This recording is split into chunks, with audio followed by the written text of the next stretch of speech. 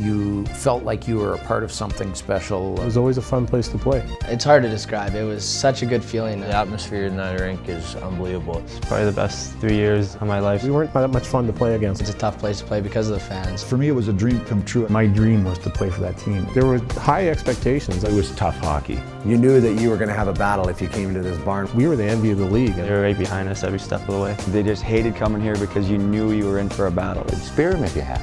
Every single night going out there to 4,000 screaming fans. We were very much a part of their lives. I love the city of Medicine Hat. This building was electric. It was nuts. You felt like you were playing for the entire town of Medicine Hat. They hated coming to play us. And then when we stepped on the ice, it was war. That's your team. It's been the best 4 years of my life, without a doubt. I think it's just a love affair. You felt it good and bad. It's a special, special environment. There's absolutely nothing like it.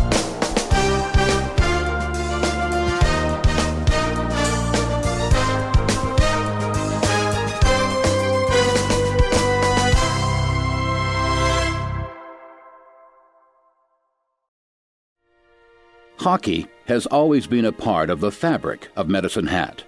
First played on frozen creeks and the South Saskatchewan River, settlers from the east brought with them their love of the game and considerable skill. Exhibition games soon followed, and several excellent clubs did the residents of Medicine Hat proud in those early years. The name Tigers first appears in Medicine Hat hockey history when a civic hockey league was formed at the dawn of the 30s. This club was successful as well, Southern Alberta champions and provincial runners-up during the 1936-37 season. The original Medicine Hat Junior Tigers began play in the Western Canada Junior Hockey League in the 1948-49 season. Hockey legend Wild Bill Hunter owned the Junior Tigers from 1953 until the league folded following the 1955-56 season.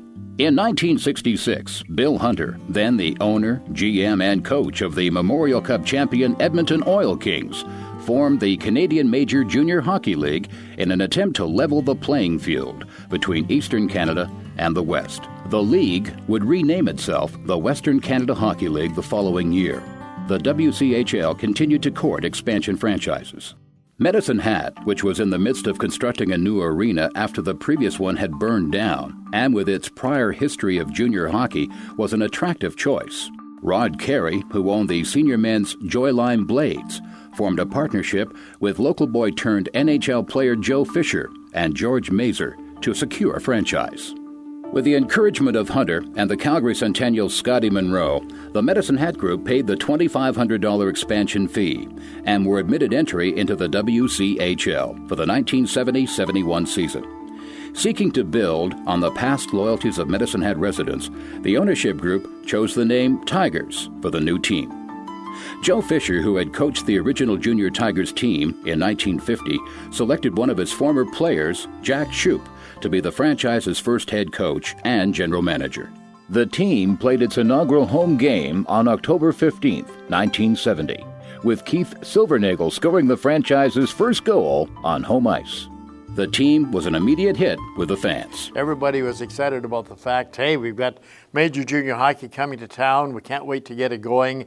New rink was coming up, and we were watching the progress of it very, very closely to make sure they were doing everything right. But lo and behold, when we started the season here, the glass wasn't in as yet. There was chicken wire around the outside, and guys were getting banged up. There were no seats in the east end, but that didn't hamper the enthusiasm. Sellout crowds each and every night. Fans would come in all their finery. The guys would be dressed up in their suits, and the women in their fur coats and so on. And it was a night out, especially on a Saturday night. It was a place to go to have some fun, to be seen, and then maybe doing a little bit of a partying afterwards, you might say it. It was a real glorious time, the first few years of this franchise, no question about it. The first year's team was mostly constructed through an expansion draft, but many of the players selected did not report to Medicine Hat, meaning the Tigers were given access to players on protected lists. Tom Lysiak, Leif Jacobson, Ken Ruptash came to us because the Medicine Hat Tigers had taken in the expansion draft a player from the Edmonton Oil Kings, and he didn't want to come. Henry Van Drunen, I think was his name. He didn't want to come. No, he's not going to play for an expansion team. Where's Medicine Hat, in other words, eh? And so the Tiger says, well, okay, we'll take some players off your list. And Bill Hunter at the time made those 3 players available. So the Tigers took them. Where's Henry Van Drunen? What did he ever do? Well, nobody knows. The first star the team would ever know was an 18-year-old center named Stan Weir. Stan Weir was the first Tiger ever drafted, taken by the California Seals, and a great skater. He had that wide stride, something like Emerson Edom now, and when he got going, he could really wheel. Very talented around the net as well. Wasn't quite the goal scorer that he would like to have been, but was a great passer. He could dish the puck off very, very nicely. The team finished out of the playoffs that first season, but things look very promising in year 2, as Tom Lysiak became the first and only Tiger to capture a league scoring title. Well, here was a player that just had it all. Like, he was the Jordan Eberle, you might say, of the early days of the Medicine Hat Tigers. He was good size, he was tough, a little bit mean, played with an edge, and was a great skater, and probably one of the best stick handlers you ever saw. He could handle a puck between his feet like you wouldn't believe, and nobody could get away from him. He had a great shot, and when he was on the ice, he meant business. The one thing that people don't know about him is how tough he was, and he had a mean streak. And if somebody did get him, there was always a payback. I didn't play with shoulder pads for quite a while, till I think Jack found out I wasn't wearing shoulder pads. And he said, you'll be wearing shoulder pads. You know, I used to block a lot of shots, but I tried to take them from waist down, not waist up. And I guess that's why I broke my feet 4 times. But we remember him most, of course, winning 2 scoring championships. The only Tiger that's ever done that. I want to be the scoring leader of this team, best player on this team, scoring-wise. One time I scored 10 points in a game. And I took over, I think, Stan Weir, who was leading the league in scoring. And then I think that gave me the confidence that I could do anything. I said, dang, I could win it this year, the scoring race. The 71-72 team qualified for the playoffs behind the offensive firepower of Lysiak, Weir, Jeff Ablett, Derek Kuntz, and a rookie from Hanna, Alberta named Lanny McDonald.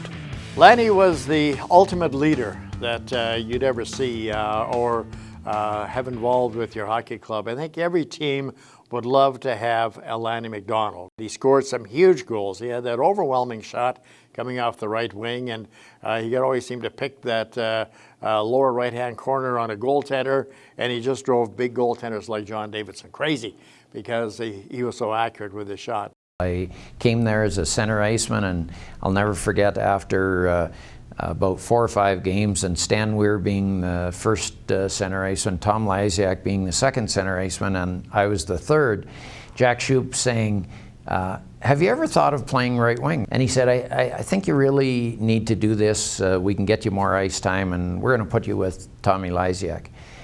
And for the next 2 years, we were inseparable. It was just one of those perfect fits. There was some magic there. There's no question about it. I don't know of any 2 that complemented one another more than those 2. The best duo in the game for 2 years, 2.5 years. I mean, that was a match made in heaven for both guys. Lanny McDonald and Tom, you know, it's such a dominant duo, you know, much like, say, Crosby and Malkin. They had Boyd Anderson too, and they called Boyd Herbie. I don't know where he ever got that crazy nickname, but he seemed to fit very, very well. Herbie was a guy that went to the front of the net and created some havoc there, was very, very good at digging the puck out of the corner and getting it to those 2 big shooters. And Boyd Anderson, to this day, still holds the record for the quickest 5 goals ever scored in the Western Hockey League, something like 3 minutes and 27 seconds. It was just incredible. The team was bolstered on the score sheet and in the penalty box by the arrival of 3 boys from BC, the Gassoff brothers. Like, if there is a legend in the Western Hockey League, that is a legend, the Gassoffs. And of course, led by brother Bob. There was Bob Gassoff, Ken Gassoff, and also Brad Gassoff. Bob and Brad were the tough guys. Ken was a more skilled player. Kenny was more skilled maybe than Brad, but Brad had that inner drive and desire, and was a big guy, and Brad didn't know the concept of going around something. He'd go through something. Bobby put fear into everybody. I mean, he's probably to this day the meanest guy I ever played with, and unfortunately I had to play against him as well. And I mean, it didn't matter who you were. I mean, he played the same every day. Put it this way, I'd much rather play with him than against him. he made you pay. And back then he kind of got away with a lot of shenanigans that you wouldn't get away with now, like cracked ankles and all that kind of stuff, because if you ever beat Bob Gassoff, you were going to beat him again. The Tigers finished the 72-73 regular season 1 point out of first in the West Division. The talented and tough team rumbled all the way to the finals, where they met up with the favored Saskatoon Blades. The Saskatoon Blades were very, very good and very, very tough and strong, but the Tigers really played well for one another. Ralph Clausen, he gave Boyd Anderson a cross-check on the nose and split him open for a few stitches. Tom Lysiak immediately jumped in and gave Clausen a bit of a shot on the head, snapping his helmet in two, and gave him a concussion. And that kind of sent a very strong message to the Saskatoon Blades. I think that kind of put them in a place where they didn't want to be anymore. I don't think they wanted to play us anymore. That kind of permeated through our team. I mean, we didn't take a backward step. You won by intimidating the opposition, and the Tigers certainly had lots of intimidators on their team. And then Lanny McDonald kind of took over. He dominated, scored some huge goals. We walk into Saskatoon. They had never lost a game all season, and we beat them 2 games straight. The fact that we defeated them and went and represented the Western League was a huge accomplishment for us. In only their 3rd year of existence, the Tigers were off to the national championship in Montreal, the Memorial Cup. They were not expected to win the Memorial Cup. They weren't expected to win a championship because they were still a fledgling team. Only 3 years in the league. No, Medicine Hat can't do that. It seemed like half of Medicine Hat went to the Memorial Cup, followed us down there. We had so many hockey hounds and season ticket holders and people that may not have even been season ticket holders, but just got caught up in the magic. We just knew that the whole city, was involved, and we were too, and everybody just went along for the ride. Medicine Hat fans are legendary for their support of their team, and it goes way back to 1973 and before. Down at the Memorial Cup, Bob Gassoff got into a big fight this one time with the tough guy of the Toronto Marlies, and after he kind of took him to task, the guy from the Marlies had to go for stitches and so on in the locker room. To do that, he had to go through the Tigers bench, and Brad Gassoff followed him down the alleyway and proceeded to beat him up again. This all happening at the Memorial Cup. So, yeah, they didn't win the Memorial Cup, but they did have some fun times down there as well. We were the better team, just we didn't win. I think they were distracted down there to a point with all the agents and the NHL personnel. The Stanley Cup was going on in Montreal at the same time, and playing in that huge building, the Montreal Forum, it was a totally different environment. And, they played well, but just not quite well enough to win that final game, and as a result came back without the cup, but still a tremendous experience for not only the players but this organization. The next few seasons would provide fans with plenty of highlights, but very little in terms of postseason success. Still, there were many excellent players throughout the years. Ed Johnston and Barry Dean provided offense and toughness in what was now the Tiger mold.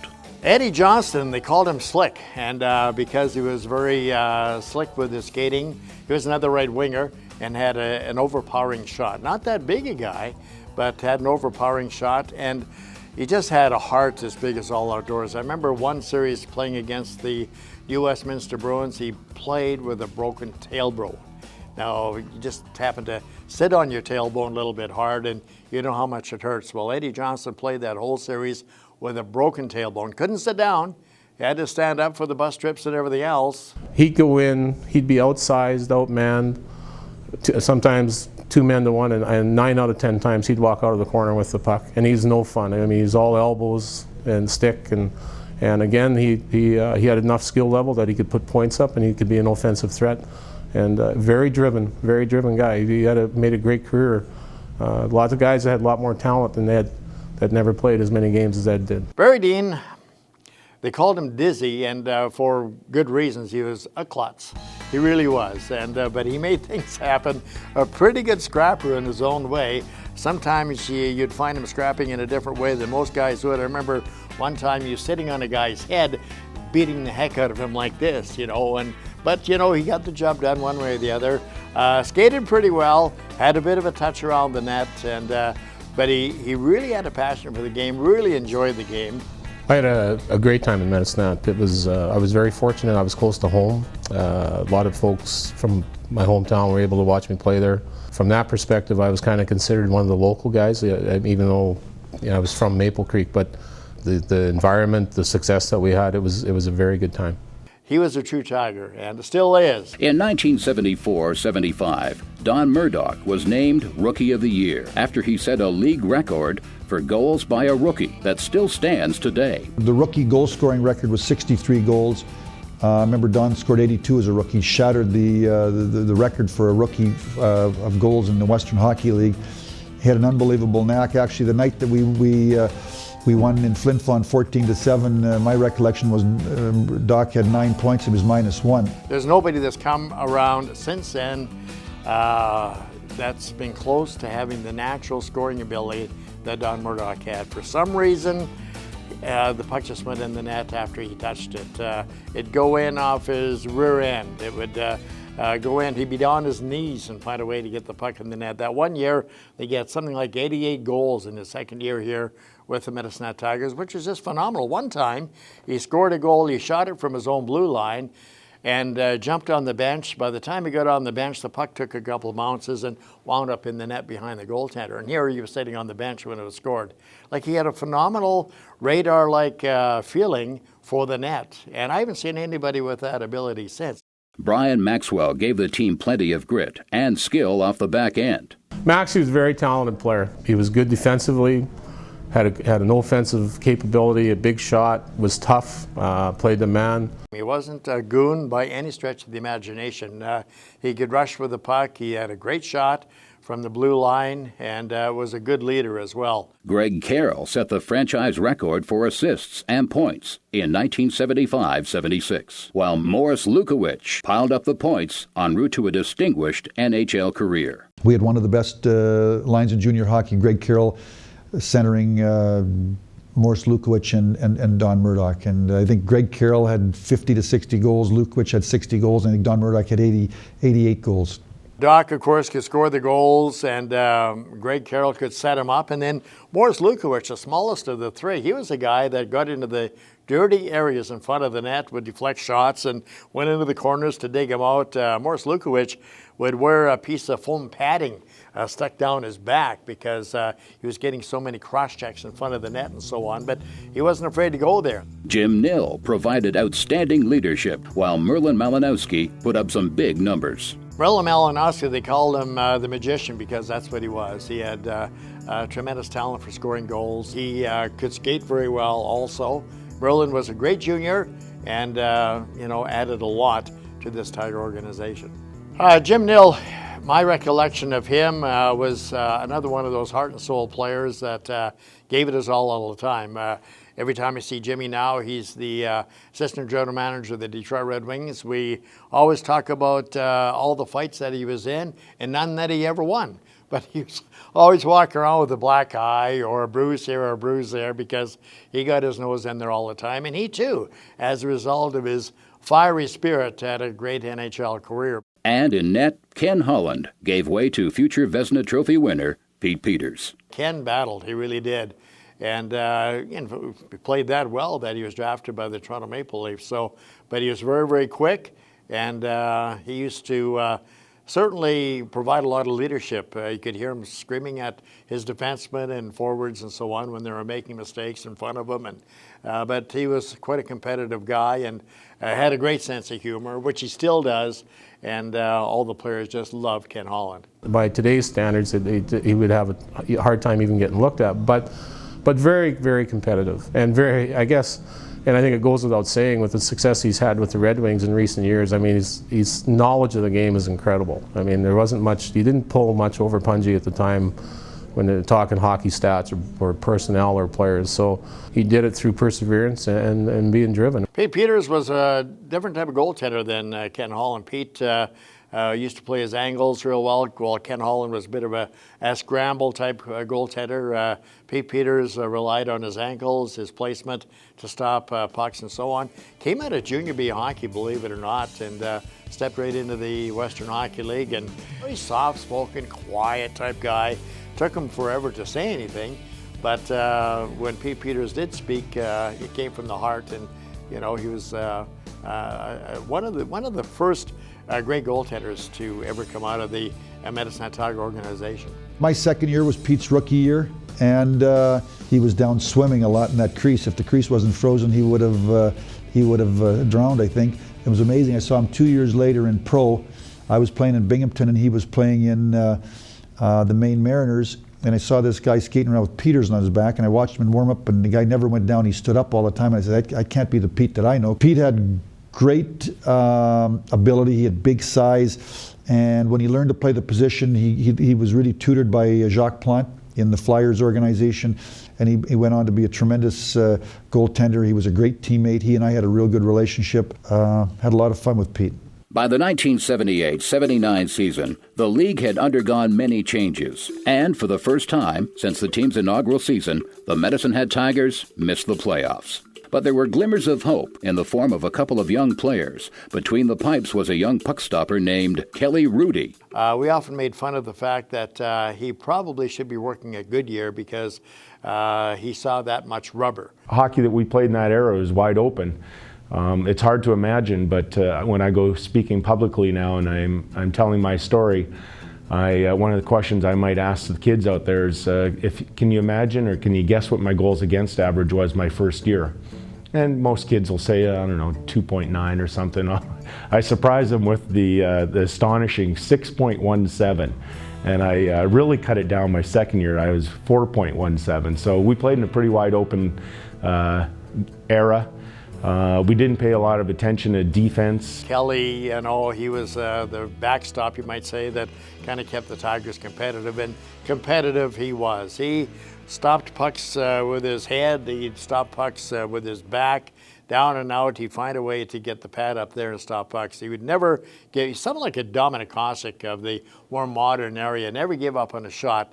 And he had no real style. He had a Kelly Rudy style. The team had also found its next great scorer in a diminutive forward from Coaldale, Alberta, two-time most sportsmanlike player, Steve Tejura. Well, a lot of fans here in Medicine Hat say that Steve was probably the best ever Tiger.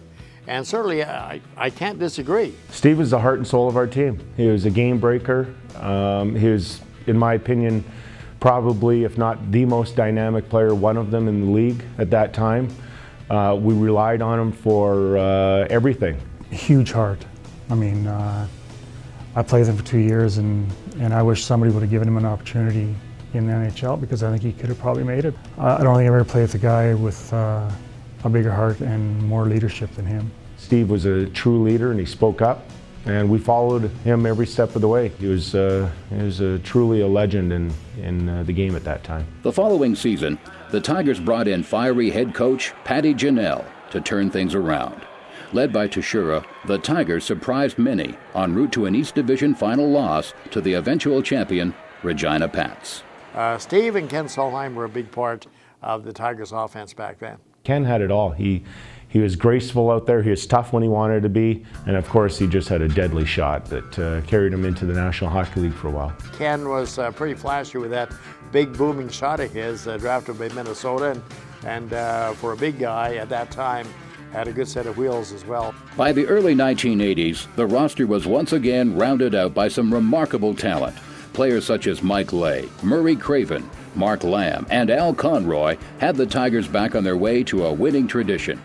In both the 83-84 season and the 84-85 campaign, the Tigers finished second in the East before ending their year in the Eastern Division Finals. Those 2 years were big years for the Tigers because it set the groundwork of what was eventually to lead to 2 Memorial Cup championships. On every team, you probably only have 5 or 6 elite thinkers of the game, and Murray was that sort of player. And you knew that if he was going to continue on developing his skills, he was going to be a great National Hockey League player, which he was. Murray Craven, of course, a local product.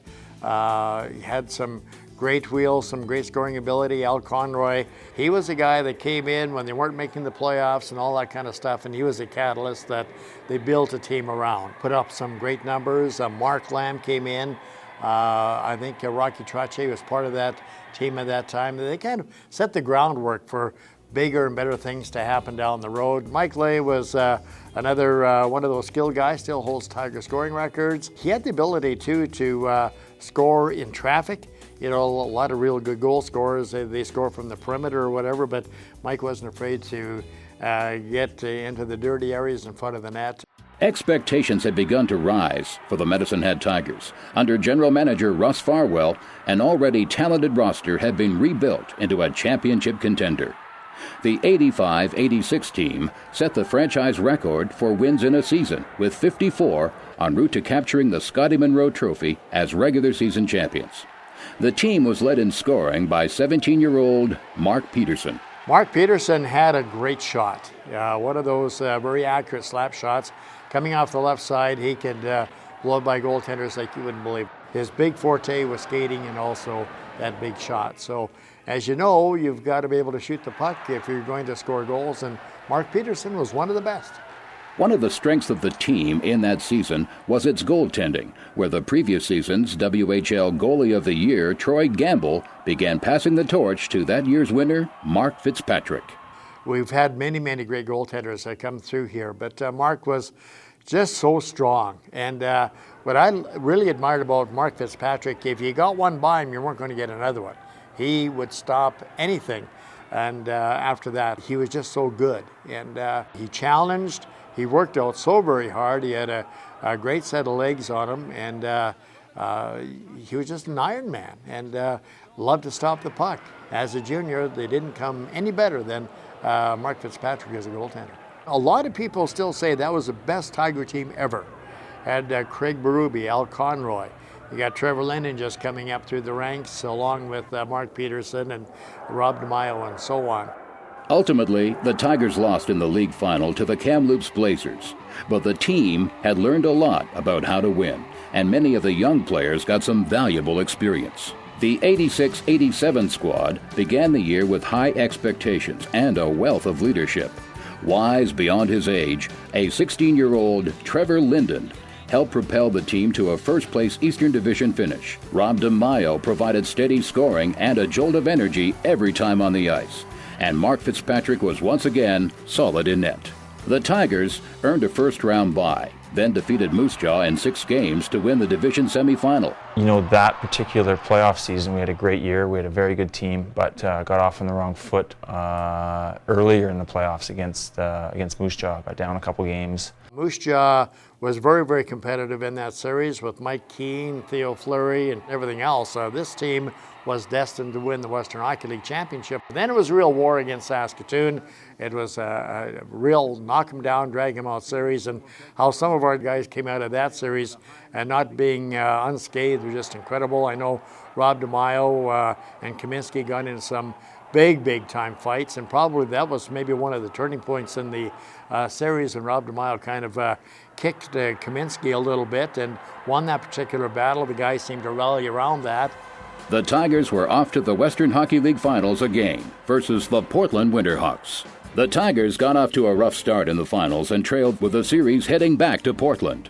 We started off at home and got down, so I had to go to Portland to get back on even footing. And I remember when we left Medicine Hat after being down 2 games, I mean, there was a lot of negativity going around. So, but to our team's credit, we had a great group of guys and a lot of character. We were able to dig ourselves out of the hole on the road and get back in it. The Tigers battled their way back to a 7th game to be held at the Medicine Hat Arena. Fans here thought they were done. They were only getting about 1,200 fans to the rink, and and we came back for that 7th game, and they were hanging out of the rafters. So, we do have some people here that jump on and off the bandwagon, but that was just tremendous. In front of a packed house, the Tigers would ultimately prevail, and for the first time since 1973, were Western Hockey League champions.